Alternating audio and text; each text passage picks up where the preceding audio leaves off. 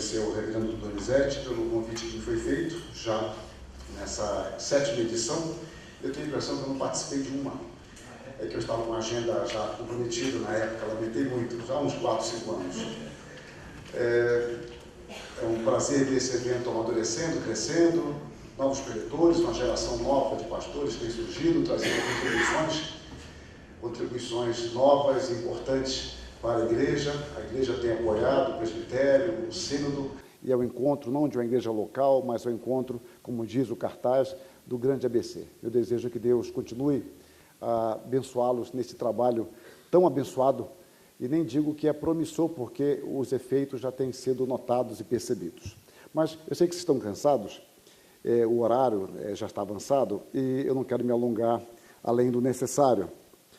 Bom, o nosso tema, meus irmãos, é desafios da liderança contemporânea. No momento próprio, eu vou ler o texto que vai fundamentar alguns aspectos da minha exposição. Eu pretendo depois, se for interessante, deixar os slides para serem expostos no site, alguma coisa assim, porque eu quero ver se falo pelo menos a metade do que eu me propus nessa preparação.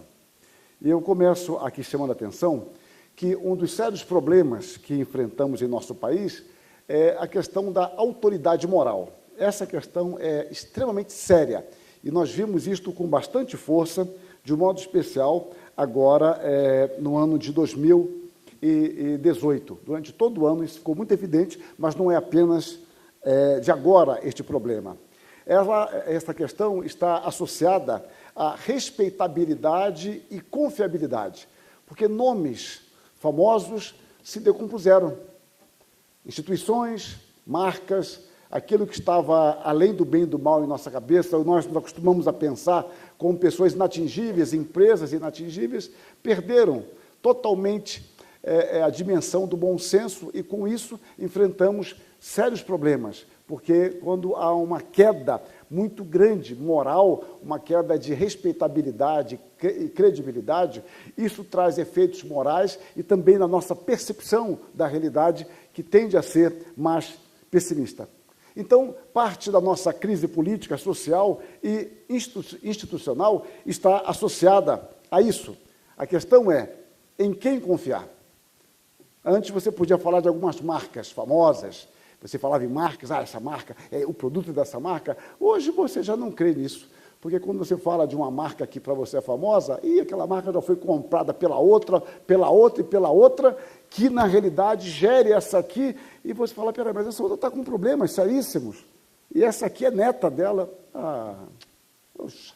Então isso gera um descrédito grande. Quando ativa ou positivamente o desleixo, a corrupção e os abusos são cometidos em todas as esferas, no primeiro momento nós podemos sentir uma justa indignação. Isso aconteceu em nosso país, na política aconteceu há anos atrás, com aqueles caras pintadas, embora ali havia muita manipulação, mas havia alguns jovens ali inteligentes, e agora mais recentemente nas eleições. Com o passar do tempo e o agravamento da situação, esta indignação, quando ela não resolve, você está indignado, mas não resolve o problema, isso tende a assumir uma postura de revolta individual e coletiva, ou ainda que não necessariamente de modo excludente, a ironia e o deboche. Então, isso é muito forte em nossa cultura. A ironia, surge um caso novo, logo você recebe pelo zap, não é um versículo bíblico, não. É uma charge, uma caricatura, aí você fala, brasileiro brinca com tudo. De fato, brinca com tudo e não resolve nada. Então, é muito curioso, isso é muito natural. A gente usa essa rota de fuga, não pegar, como dizia antigamente, o boi ou o touro pelo chifre. Nós queremos sair por um caminho de subterfúgio que não resolve, é engraçado e pronto. Então, a ironia, um deboche, isso não constrói nada. Entendemos como um mecanismo de fuga, mas não resolve a realidade. Então, neste processo, quer de forma coletiva e pública, quer outras vezes de uma maneira mais sutil, de modo velado, surge o desrespeito às autoridades constituídas. Isso se torna comum, muito comum. Respeito é uma coisa muito difícil. Autoridade, hoje no nosso país, os professores apanham de crianças, de adolescentes, né? E numa cultura em que o adolescente está assaltando, e aquilo é filmado, e o adolescente de 1,90 m, a carinha dele não pode ser mostrada, mas o constrangimento do assaltado pode. Ele é exposto para todo mundo ver a vergonha que ele está passando, mas outro é protegido porque ele é menor de idade. Então, na cultura que tem esses valores, é muito difícil pensar em respeitabilidade e integridade.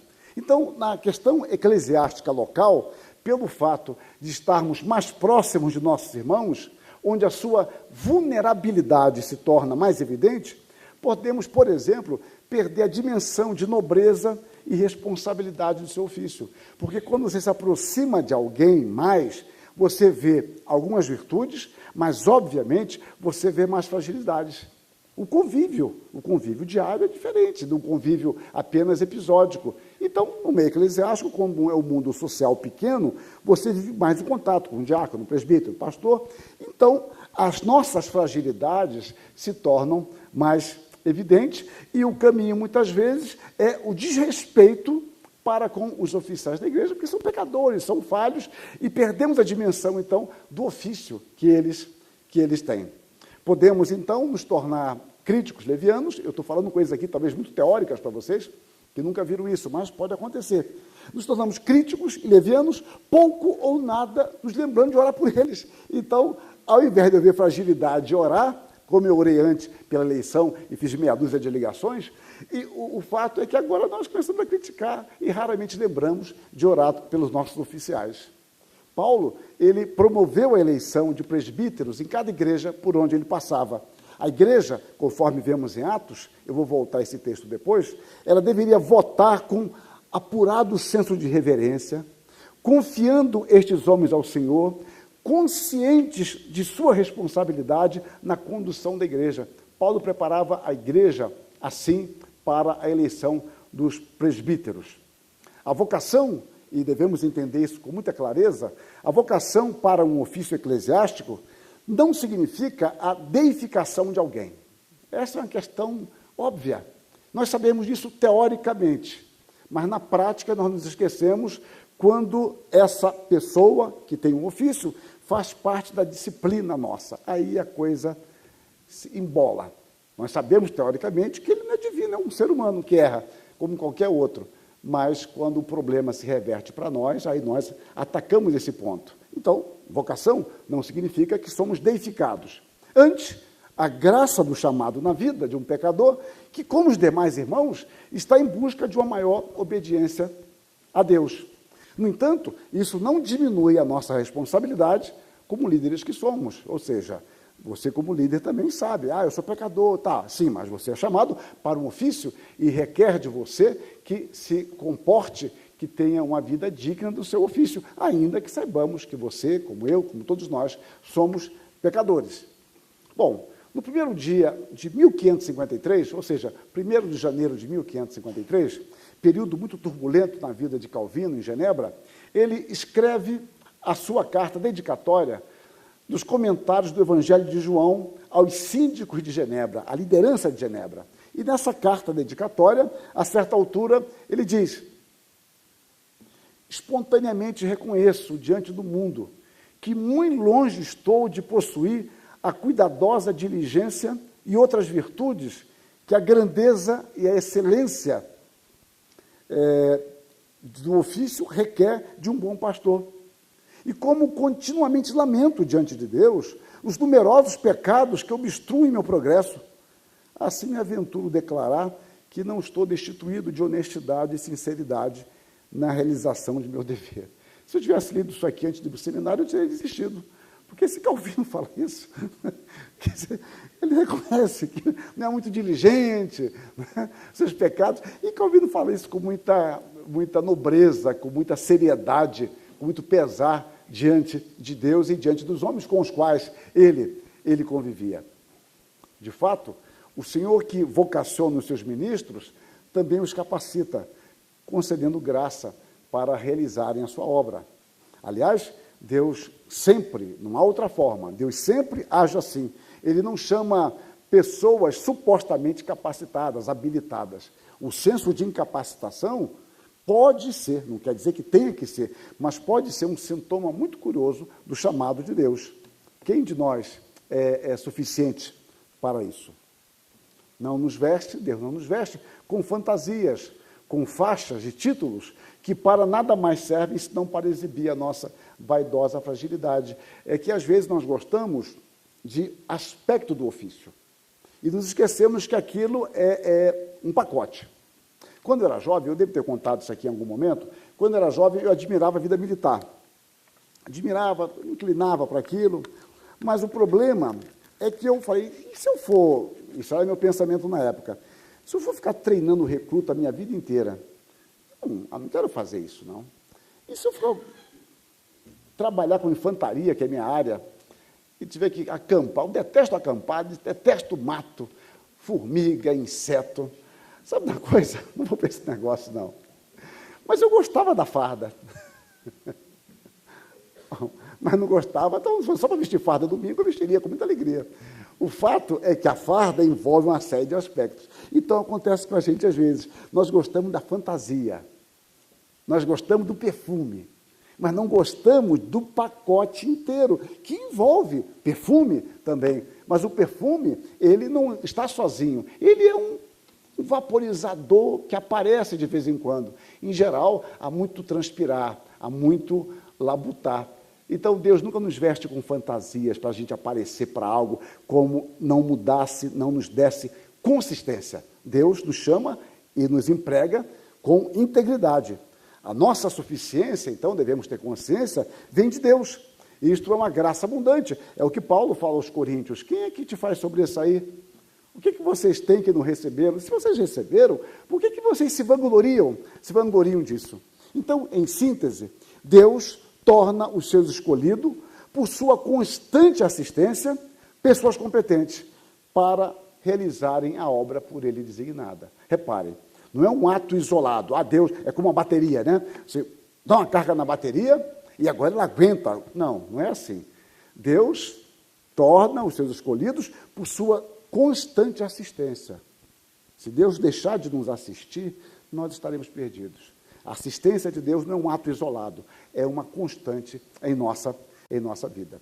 Então, devemos entender que isso não significa, então, perfeição ou a possibilidade de quedas e evidente fragilidade durante o processo. Nós, às vezes, nos surpreendemos com nossos líderes por atos frágeis dele, por imaturidades, por situações que nós encontramos, nunca imaginaríamos aquele nosso líder tão debilitado espiritualmente, moralmente, mas nós estamos sujeitos a isso. Calvino, então, ele sabia disso. Como eu disse, ele não estava fazendo lá uma carta doce para os síndicos, para mostrar que era mais humilde do que os outros. Ele tinha consciência dos seus pecados. Por volta de 1556, ou seja, 3 anos depois, ele escreveria: é Deus quem nos equipa com o espírito de poder, pois aqueles que, por outro lado, revelam grande força, caem quando não são sustentados pelo poder do Espírito de Deus. Porque as coisas começam a dar certo, aparentemente, então você solta. Você, numa linguagem teológica, solta o cabo da nau. Então, o que você faz? Você solta, agora você vai sozinho. Que Deus nada, se esquece. Aí, quando você vai ver, você não tem mais para onde ir. Suas forças terminaram, e as forças não eram suas.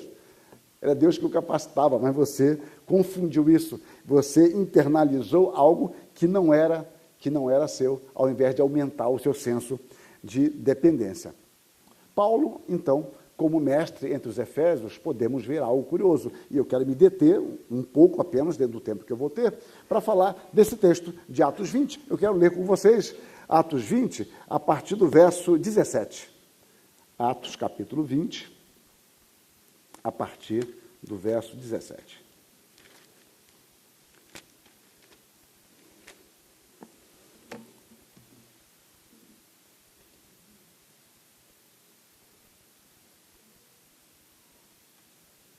Eu não vou ler todo o texto por causa do tempo, e eu vou destacar esse texto sempre, vou transcrever várias vezes, vários versículos, mas quero ler alguns versos aqui de Atos, capítulo 20, a partir do verso 17. De Mileto mandou a Éfeso chamar os presbíteros da igreja. E quando se encontraram com ele, disse-lhes: vós bem sabeis como foi que me conduzi entre vós em todo o tempo, desde o primeiro dia em que entrei na Ásia, servindo ao Senhor com toda a humildade, lágrimas e provações que pelas ciladas dos judeus me sobrevieram. jamais deixando de vos anunciar coisa alguma proveitosa e de vou-lo ensinar publicamente também de casa em casa, testificando tanto a judeus como a gregos o arrependimento para com Deus e a fé em nosso Senhor Jesus Cristo. E agora, constrangido em meu espírito, vou para Jerusalém, não sabendo o que ali me acontecerá, senão que o Espírito Santo, de cidade em cidade, me assegura que me esperam cadeias e tribulações.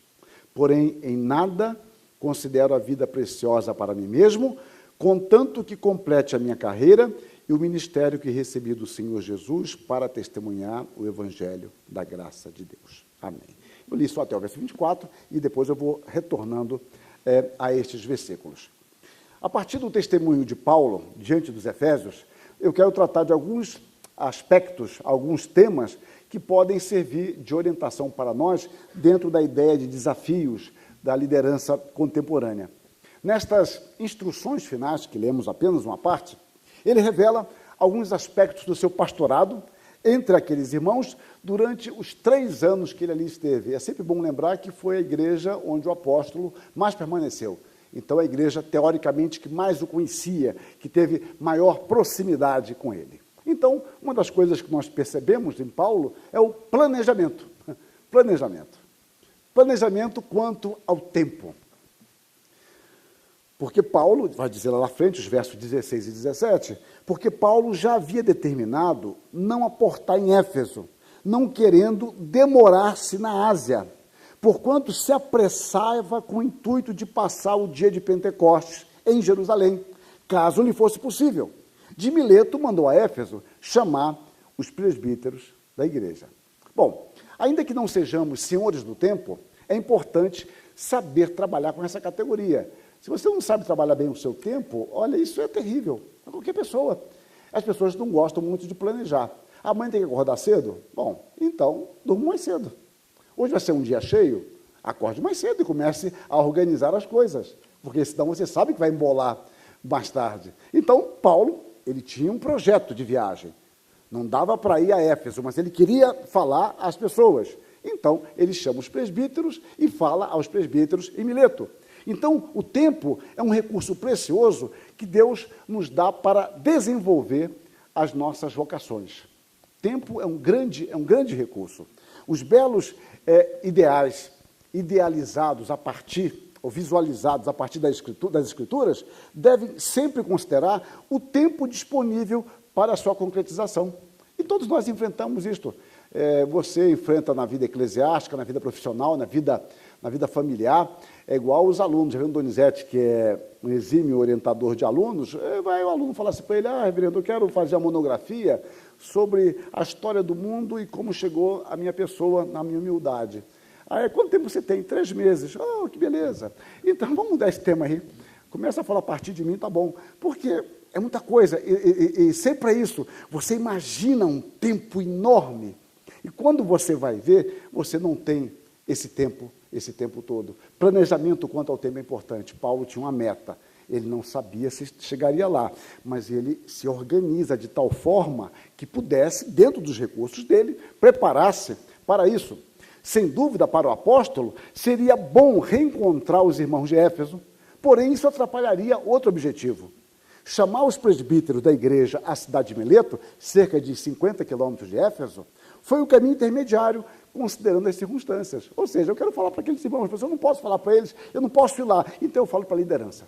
E dou uma mensagem para a liderança. É o que eu posso fazer dentro dessas circunstâncias. Então, é necessário que nos organizemos de forma consistente, dentro de nossas possibilidades, rumo à execução daquilo que nos parece correto. Paulo não sabia, por exemplo, se daria tempo de passar o Pentecostes em Jerusalém. Mas ele tinha essa vontade, mas não sabia. Então, o que ele vai fazer? Ele vai se organizar de modo que pudesse abreviar o tempo na execução de sua agenda. E isso é um princípio importante para que a gente possa caminhar, não só como líderes, embora a ênfase aqui seja na liderança. Um outro aspecto é o planejamento quanto ao conteúdo. Ele vai ensinar o que é proveitoso. Todo ensino envolve um tipo de seleção.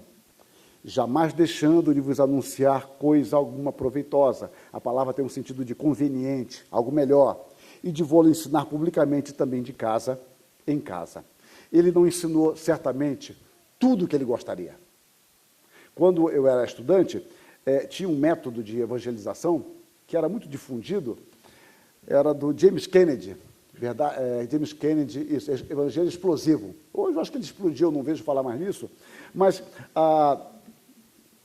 e era interessante porque ensinava a evangelizar em 1 hora, em 10 minutos e 1 minuto.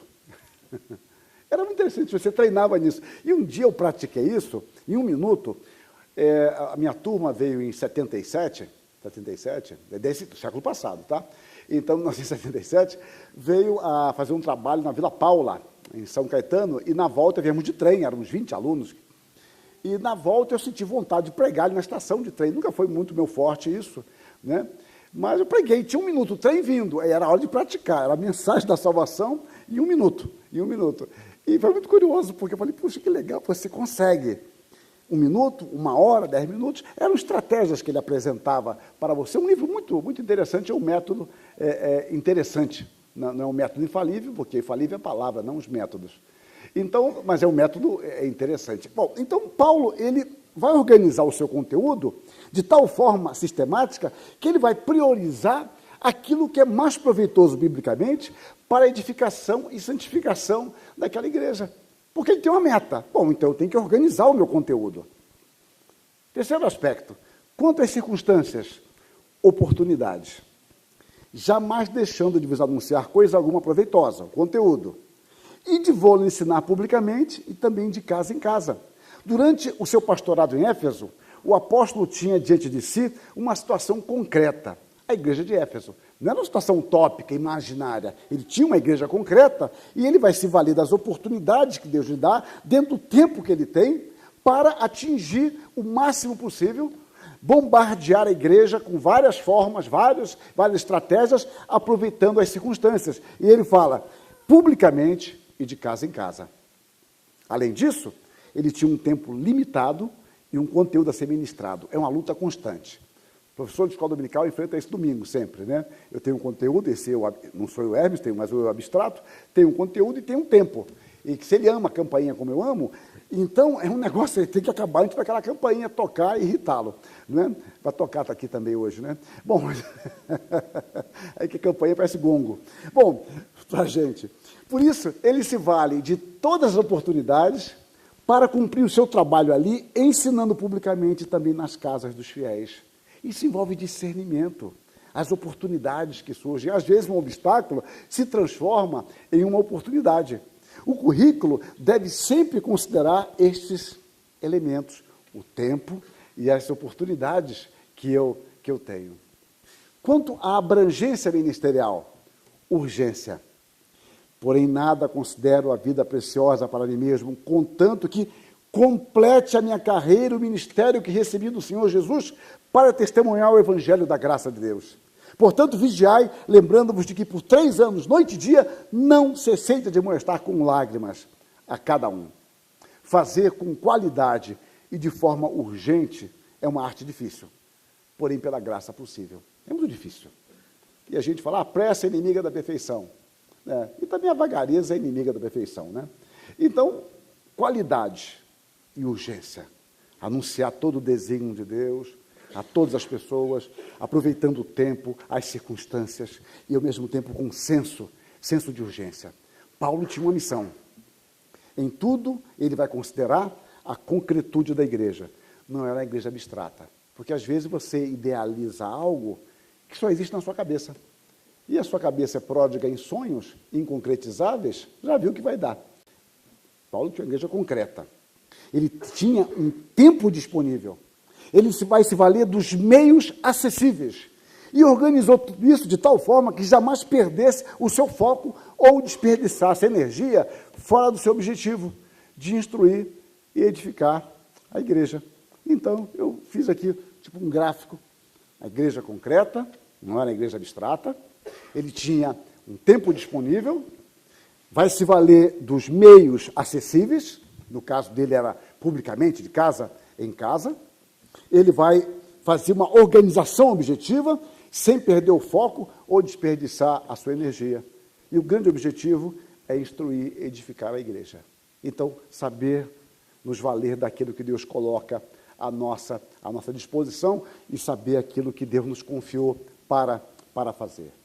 Segundo tópico que eu coloco aqui é a integralidade de conteúdo e propósito. Agora eu sei que todos vós, em cujo meio passei pregando o reino, não vereis mais o meu rosto. Portanto, eu vos protesto no dia de hoje que estou limpo do sangue de todos, porque jamais deixei de vos anunciar todo o desígnio de Deus. Portanto, vigiai, lembrando-vos de que por 3 anos, noite e dia, não cessei de admoestar com lágrimas a cada um. O apóstolo havia concluído o seu ministério presencial entre os efésios. Ele se esforçou por apresentar todo o desígnio de Deus. E é claro que ele não pregou tudo, mas ele certamente, dentro do tudo, ele foi escolhendo temas e amarrando esses temas, porque ele tinha um tempo limitado e ele sabia o que ele tinha que pregar e teve que fazer uma seleção. Conforme vimos, isso envolveu um processo metodológico, o uso do tempo e dos recursos, porque você imagina que tem um tempo que você não tem e você imagina recursos que você não tem. Então você às vezes não tem aquele recurso. Você está num lugar que tem muitos recursos para comunicação e você se acostuma com aquilo, bom, e agora, em outro lugar? Não tem nada disso. O que eu tenho lá é uma pedra na parede que chamam de quadro negro, e nem é negro é mais, é verde. E como a parede está trincada e deu umidade, é terrível, o giz não pega, e você tem alergia a giz. E o ODD racha a sua mão. Você compra luva, novo prato cai, corta... Não, chega. Bom, então a coisa vai longe. Então, como é que você faz? Como é que você resolve isso? O uso do tempo e dos demais recursos. Ele se valeu de um processo metodológico imenso. Porém, mais do que isso, significa um ensino equilibrado de toda a Escritura.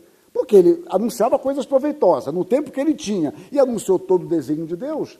Então, é claro que ele não aprofundou em todo o desígnio de Deus, mas ele apresentou o Evangelho na sua essencialidade dentro das circunstâncias, do tempo, dos recursos. E é sempre, então, perigoso nos tornar cativos de nossas predileções doutrinárias ou determinadas ênfases relacionadas aos usos e costumes. É um perigo muito grande, porque você tem paixão, o líder pode ter paixão com o assunto, e você até sabe o que ele vai falar. Ele vai dar a volta, vai falar sobre batismo.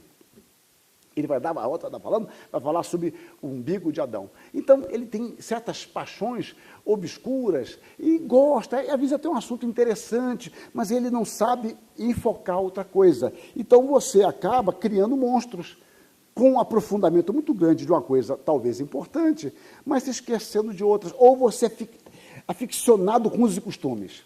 Se o assunto domingo é sobre esmalte, né? Se o 1010 é bom, não é o risqué, se o batom é boca louca ou não é, com morango. Então, tem fixação nisso, fala de Jezabel, tal, grupo Jezabel na igreja. Bom, gente, não precisa nem comentar isso, né?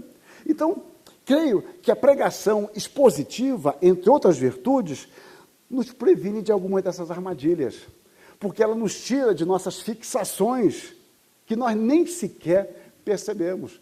Porque você, expondo a Bíblia expositivamente, você percorre as páginas das Escrituras e você vai passar por caminhos que você nunca imaginou em passar e você é conduzido pelo texto. Então, a pregação expositiva, que não é o nosso assunto hoje, mas ela é muito importante. Destaquemos, então, alguns pontos dentro dessa integralidade de conteúdo. Suficiência das Escrituras para conduzir e preservar a igreja. Agora, pois, encomendo-vos ao Senhor e à palavra da sua graça, que tem poder para vos edificar e dar herança entre todos os que são santificados. A igreja, ela foi instruída com base nas Escrituras. Os presbíteros sabem disso. Agora, ele confia ao Senhor e à sua palavra, que é poderosa para lhes instruir e guardar, porque o Evangelho é o poder de Deus. Ele não tem algo novo, olha, agora tem um método novo, tem a segunda etapa, né? Às vezes os teólogos, eles dão o mesmo conteúdo em vários lugares, mas para mudar eles chamam de teologia avançada. Só o nome que mudou, o conteúdo é o mesmo. Então, não, vou dar agora um método avançado. Não, a palavra que eu preguei é essa palavra, que vai nutri-los, que vai fortalecê-los. O apóstolo diz, então, que eles não precisam de mais nada para cuidarem de si mesmos e da igreja. É esse evangelho. Eu entrego a vocês essa palavra, eu confio em vocês a essa palavra da graça, que é a palavra que eu transmiti. A palavra tem todos os ensinamentos necessários para nos conduzir com segurança, como antes e agora. Eu não vou estar mais com vocês, mas permaneçam nessa palavra. E, de fato, a palavra é suficiente. Quando nós tentamos criar métodos estranhos à palavra, nós tendemos a confiar no método e não mais na palavra de Deus. Escreve, então, o apóstolo: toda a Escritura é inspirada por Deus e útil para o ensino, para a didascalia, para a instrução, para a reprovação, para a correção, para a educação na justiça. Então, a Escritura, toda ela é inspirada, e ela é útil para ensinar, repreender, corrigir e educar na justiça. Segundo aspecto, dentro desse ensino integral, era o Deus trino, transcendente e que se revela, fala e age. Olha só que coisa curiosa esse texto. Eu grifei para vocês perceberem com mais clareza o conceito de trindade aqui. Testificando, ele está não ensinando teologia propriamente, ele está narrando o que ele fez. Testificando tanto a judeus como a gregos o arrependimento para com Deus. E aqui você vai entender, quando ele fala Deus, ele está pensando no Pai, porque ele vai se referir ao Filho depois. Para com Deus e a fé em nosso Senhor Jesus Cristo. E ele continua depois. Senão que o Espírito Santo, de cidade em cidade, me assegura que me esperam cadeias e tribulações. Atendei por vós e por todo o rebanho, sobre o qual o Espírito Santo vos constituiu bispos, para pastoreardes a igreja de Deus, a qual ele comprou o seu próprio sangue. Reparem, Espírito Santo vos constituiu bispos, para pastorear a igreja de quem? De Deus. Quando ele fala Deus aqui, ele está falando de Jesus Cristo. Por quê? Porque ele está dizendo o seguinte: a igreja de Deus, deixa eu ver se aqui liga, a igreja de Deus, a qual ele comprou com o seu próprio sangue. O sangue de Deus. Se é o sangue de Deus, ele está servindo a Jesus Cristo. É um dos textos importantes para nos falar da divindade de Cristo. Deus verteu o seu sangue. E quem que Deus verteu o seu sangue? É Jesus Cristo. Mas Jesus Cristo é homem, mas ele é Deus. Percebam? Então, numa narrativa que ele diz, que ele faz do que ele fez, você vê a teologia transpirando nos seus ensinamentos. Paulo apresentou a mensagem de um Deus vivo, que se deu a conhecer fidedignamente como Deus trino e que se compromete total e pessoalmente com a salvação de seu povo. A doutrina da Trindade é uma das marcas características do cristianismo, sendo fundamentalmente dependente da revelação bíblica. Então, isso não é uma invenção nossa, não é um detalhe, é algo fundamental. A doutrina da Trindade foi a grande doutrina nos momentos de crise da igreja nos primeiros séculos. A igreja teve uma compreensão adequada, isto que manteve o cristianismo unido e distinguiu o verdadeiro cristianismo das heresias. Ela sofreu, essa doutrina, ao longo da história, diversos ataques, muitos dos quais resultantes de uma compreensão limitada e errada dos ensinamentos bíblicos. Esta doutrina, ela é tão maravilhosa, ela é tão surpreendente, que jamais poderia ser inventada, ter sido inventada pelos homens.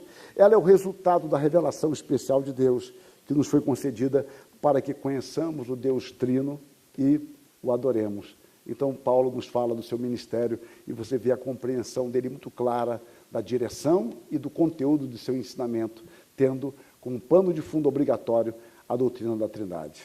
O outro ponto ligado a esse, dentro da sua completude doutrinária, a sua pregação, o seu ensino envolvia a pessoa e obra do Senhor Jesus Cristo. Servindo ao Senhor com toda humildade, lágrimas e provações que pelas ciladas dos judeus me sobrevieram, testificando tanto a judeus como a gregos o arrependimento para com Deus e a fé no nosso Senhor Jesus Cristo. Reparem, ele fala servindo ao Senhor, depois fala Senhor Jesus Cristo.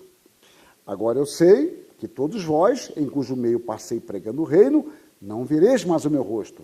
Atendei por vós e por todo o rebanho, sobre o qual o Espírito Santo vos constituiu bispos para pastoreardes a igreja de Deus, que ele comprou com o seu próprio sangue. Repare quando ele fala servindo ao Senhor com toda a humildade, fé no Senhor, ele está muito mais enfatizando o aspecto divino da pessoa divina humana de Cristo. mas embaixo ele fala do aspecto humano de Cristo, o sangue de Cristo, o sangue de Deus. Então, na pregação, no ensino de Paulo, havia a compreensão muito clara que Jesus Cristo é verdadeiramente Deus e verdadeiramente homem, e ele sabia isso porque Deus se revelou desta forma. É um Deus que se revela, é um Deus que fala, é um Deus que se relaciona conosco. A divindade de Cristo e a sua humanidade faziam parte dos seus ensinamentos. Se uma igreja não tiver essa compreensão adequada, ela não será a igreja de Jesus Cristo. Os líderes têm que ter uma clareza muito grande que eles estão servindo ao Senhor. É um assunto que talvez eu não tenha tempo de falar, mas que eu enfatizo à frente a noção que temos de saber, que temos que ter de a quem nós estamos servindo. Ele tinha clareza, ele servia com toda a humildade ao Senhor, que comprou a igreja com o seu próprio sangue. A sua mensagem envolvia a realidade de que Jesus Cristo é o Senhor e reina sobre todas as coisas. Quarto aspecto, a universalidade do pecado. Servindo ao Senhor com toda a humildade, lágrimas e provações que pelas ciladas, pelas conspirações, né, dos judeus me sobrevieram, testificando tanto a judeus como a gregos o arrependimento para com Deus e a fé em nosso Senhor Jesus Cristo. Repare a clareza que Paulo tinha de que todo ser humano é pecador. Não é só judeu nem só grego. Ele pregava uma mensagem de arrependimento. Por que isso? A mensagem de salvação é para todos os homens, judeus e gregos. A perseguição que o apóstolo sofreu por parte dos judeus ilustra, por exemplo, como o ser humano é pecador. A palavra nos diz que todos pecaram e carecem da glória de Deus. E o homem, então, além de não querer, nada pode fazer para deixar de pecar. Eu posso, quem sabe, escapar de um pecado circunstancial, mas eu não abandono a condição de pecador. A Escritura nos fala que o pecado é comum a todos. Paulo vai nos mostrar isso com clareza em Romanos. Jesus Cristo nos mostra, e Paulo faz eco a isso, de que o pecado nos fez cativos. A expressão de prisioneiro é uma expressão de alguém que foi levado cativo. E mais, Paulo diz que o pecado habita em nós, ele fez em nós a sua morada, a sua casa, e por isso ele nos mantém sob o seu domínio. E João, mais à frente, vai escrever, se dissermos que não temos cometido pecado, fazemos-lo mentiroso, e a sua palavra não está em nós. Por isso mesmo, o Evangelho deve ser anunciado a todos indistintamente. E a liderança da igreja, inclusive, como toda a igreja, deve ter esta consciência. Todos nós precisamos nos arrepender e crer em Jesus Cristo. E mais, não são os incrédulos simplesmente que precisam se arrepender. O arrependimento deve acompanhar a vida cristã, sempre. Eu diria que a conversão é precedida por um arrependimento marcante, diferenciado. Mas esse grande arrependimento é marcado por, vamos dizer assim, micro-arrependimentos. A vida inteira. É uma vida que vai ser marcada por arrependimentos, confissão de pecado, perdão de Deus, alegria do perdão, e caminhamos e tropeçamos em outro aspecto, e nos arrependemos e vamos caminhando assim. Esta foi a mensagem de Paulo em Éfeso. Quinto ponto, eu vou voltar a falar sobre arrependimento em outro momento. Graça suficiente de Deus, fundamentada na obra de Cristo. Porém, em nada considero a vida preciosa para mim mesmo, contanto que complete a minha carreira e o ministério que recebi do Senhor Jesus para testemunhar o Evangelho da graça de Deus. Atendei por vós e por todo o rebanho sobre o qual o Espírito Santo vos constituiu bispos, para pastoreardes a igreja de Deus, a qual ele comprou com o seu próprio sangue. Agora, pois, encomendo-vos ao Senhor e à palavra da sua graça, que tem poder para vos edificar e dar herança entre todos os que são santificados. Paulo apresentou de forma consistente a mensagem da graça. Acontece que a graça é um bem que nos incomoda. A gente vive com esse problema. Às vezes, nós reclamamos de coisas que queremos e queremos coisas que reclamamos. É como assim, você, por exemplo, você pode querer passar sábado na sua casa, mas você faz hora extra. E você comete um equívoco total. Você incorpora a hora extra ao seu salário. Isso é fatal. Então, quando tem hora extra, você reclama. Pô, queria estar em casa. Mas, ao mesmo tempo, se você está em casa, não tem dinheiro para pagar suas contas. Então, você fica nesse dilema. Eu gosto da hora extra, mas, ao mesmo tempo, eu quero ficar em casa sábado. Quando eu estou em casa sábado, puxa, vai ser duro esse mês, não tive hora extra. Quando tem hora extra, puxa, para ficar aqui o sábado inteiro é tão chato. Miserável. Escolhe que é o caminho que você vai seguir, então, porque essa esquizofrenia não dá para você ficar. E é muito comum, a gente vive com esse negócio, né? São certas simpatias e antipatias que nós carregamos. Parece que a graça é uma coisa assim, é um bem, mas é um bem que nos incomoda. A salvação é uma declaração de nosso pecado e a total incapacidade de resolver o nosso problema crucial. A graça nos alegra e nos humilha. Porque a graça é bom, a graça. Mas, ao mesmo tempo, por que é graça? Porque eu não posso pagar. Eu queria pagar. Não, então você não tem graça. Então nós ficamos nessa bipolaridade espiritual. Então, creio que todos nós já tivemos sentimentos contrastantes referentes à mesma questão. Barth, um autor do século XX, um grande teólogo do século XX, que tinha problemas doutrinários, mas retrata bem aqui este paradoxo. Nós não amamos viver pela graça. Há sempre em nós alguma coisa que se insurge violentamente contra a graça. Nós não amamos receber a graça. Nós amaríamos, no máximo, atribuí-la a nós mesmos. Olha, eu sou o cara, eu sou gracioso demais comigo mesmo. Né? A vida humana é feita desse vai e vem entre orgulho e desespero, que apenas a fé pode eliminar. Se contar consigo mesmo, o homem não pode chegar a ela, uma vez que não podemos nós mesmos nos libertar do orgulho e da angústia. Se formos libertos, é graças a uma ação que não depende de nós. É terrível esse paradoxo que carregamos. O anúncio da graça fala do nosso desespero, fala de nossa incapacidade e, ao mesmo tempo, do amor gracioso e redentivo de Deus. Então, é como, mudando bem o que deve ser mudado, alguém que nos dá alguma coisa que é muito boa, mas, no fundo, eu não gosto de receber aquilo porque eu estou recebendo porque eu preciso. E a ideia de precisar não me agrada. Mas a ideia de receber é boa, mas só que aquilo realça a minha necessidade. Então, nós ficamos carregando essas dificuldades. Graça é um favor imerecido, manifestado livre, contínua e soberanamente por Deus aos pecadores que se encontravam no estado de depravação e miséria espirituais, merecendo justo castigo pelos seus pecados. Repare, então, quando Paulo fala do evangelho da graça, ele está falando que todos os homens pecaram e que eles são totalmente incapazes, eles precisam se arrepender disso. E essa mensagem é uma mensagem impactante, mas ao mesmo tempo humilhante. É libertadora, mas é humilhante. E nós não sabemos bem qual aspecto vamos adotar. O evangelho é da graça, porque nele encontramos o favor imerecido de Deus para com o homem, para com cada um de nós que merecia a condenação eterna.